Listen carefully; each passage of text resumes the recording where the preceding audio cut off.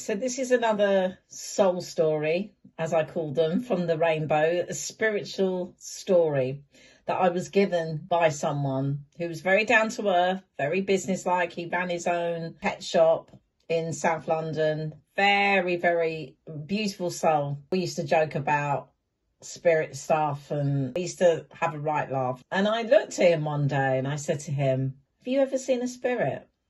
And he said, "Okay, I'm going to tell you a story.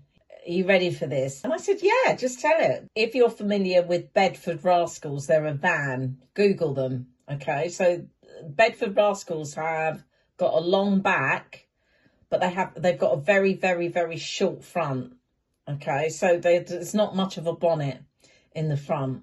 This person had this, and he used to drive and drop off deliveries with this Bedford Rascal. Anyway, so he was driving along, and he felt like things are really good. He looked to his left and saw his cousin.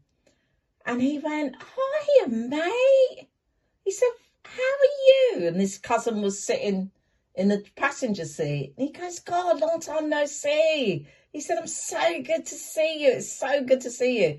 And his cousin looked at him and he said, "You need to lift your legs up right now because they'll be crushed because you're just about to have a crash." And he goes, "What?" He goes, "Lift your legs up right now."